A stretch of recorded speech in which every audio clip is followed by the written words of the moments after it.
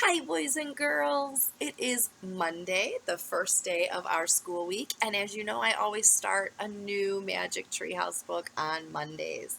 On Friday, I told you that today we would be starting book 27, which is called Thanksgiving on Thursday. So I will begin chapters 1 and 2 today.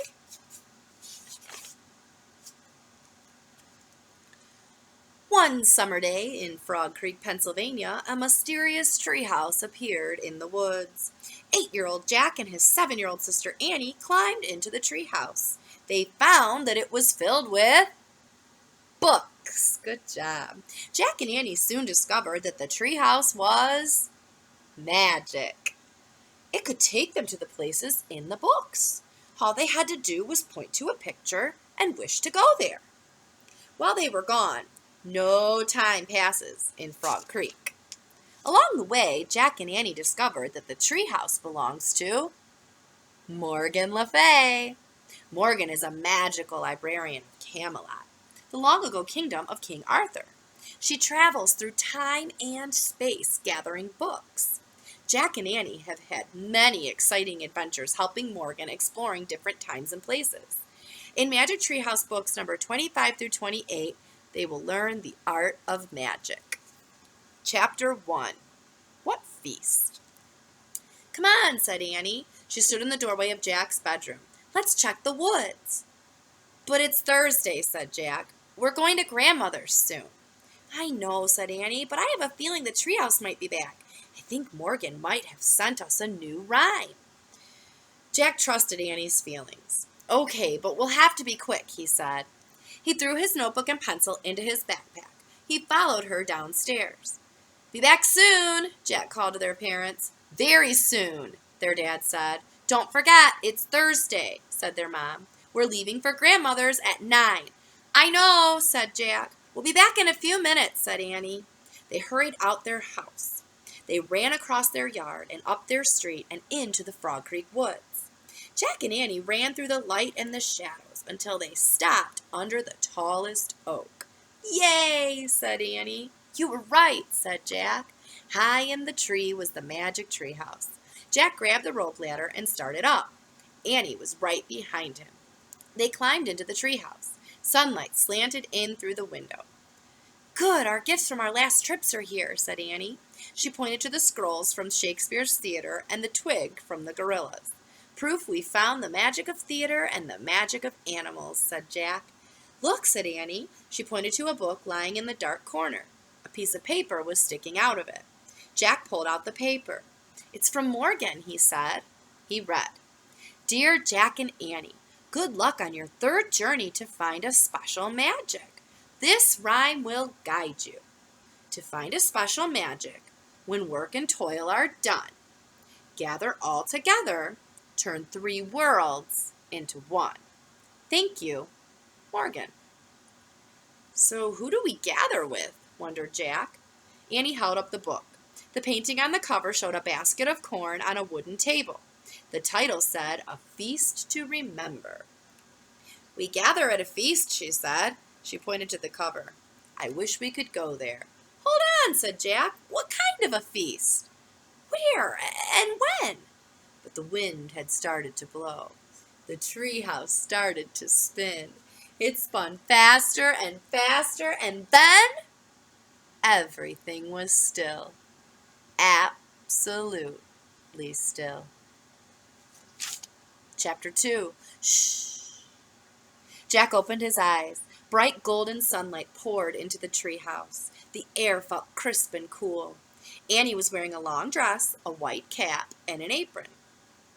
Jack wore a jacket with a frilly collar. He wore short pants, long socks, leather shoes, and a hat. His backpack was now a leather bag. I like your hat, said Annie. It's funny.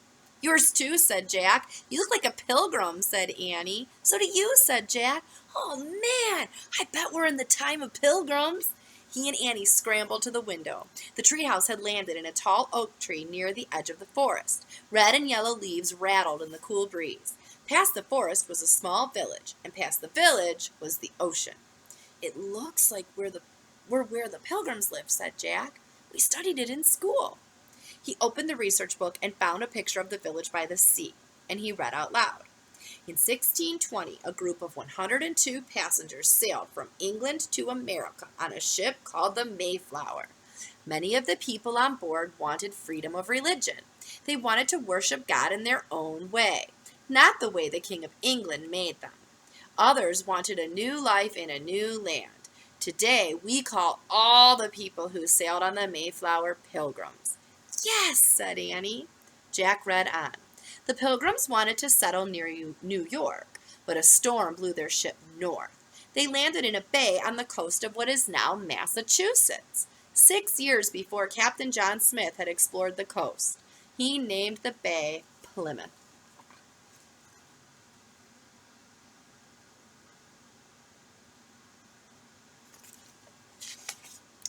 Plymouth, said Annie. That's where the first Thanksgiving was. Oh, man, Jack smiled. So that's the feast. Wow, said Annie. My class put on a play about the first Thanksgiving. Mine too, said Jack. I played Priscilla, said Annie. I played a turkey, said Jack. Now we'll get to meet the real Priscilla, said Annie, and Squanto, and Governor Bradford, and Miles Standish. Come on. She started down the ladder. Wait, what will we say? Said Jack. We'll just tell them hi and stuff, said Annie. Are you nuts? Said Jack. He put the book into his bag. They won't understand who we are. We need a plan. He slung the bag over his shoulder and hurried down the ladder after Annie. Listen, we need, Jack started. I know, a plan, said Annie. But first, let's get closer to the village and watch. Okay, said Jack, but we can't let anyone see us. We have to be careful and quiet. He and Annie started walking carefully through the woods, but they did not walk quietly. The autumn leaves crunched and crackled under their leather shoes. Shh, said Jack. I can't help it, said Annie. You're doing it too. Then we have to stop, said Jack. Let's get behind that tree and watch from there. They crunched over to the tree at the edge of the woods. In the distance was a row of small log houses with steep thatched roofs. Jack pulled out the book. He found the part about the village. Then he pushed his glasses up and he read to himself. The pilgrims brought chickens, geese, goats, and sheep from England. They brought seeds to plant, and they knew how to make traps to catch wild animals for food. But they could not have survived without the help of the Wampanoag Indian named Squanto. Squanto taught them how to grow corn. Hi, you, Annie whispered, and Jack looked up. Annie was talking to a skinny yellow dog. The dog was sniffing the tree near them. Don't let them see us, Jack whispered. Why? Said Annie. The dog looked at them and barked. Oh, that's why, said Jack. The skinny dog barked again and again. 2 pilgrim men ran from the other side of the houses. The more pilgrims appeared. They all looked in the direction of the barking dog. Oh, no, said Jack. Let's go back. We don't have a plan yet. He packed up his book and started away from the tree. Suddenly, something tightened around his ankle. A tree branch snapped. Ah! Jack shouted as he was jerked up into the air. We're going to stop there. Tomorrow I will read you chapters 3 and 4. What do you think's going to happen, boys and girls? We'll find out tomorrow. Enjoy the rest of your day.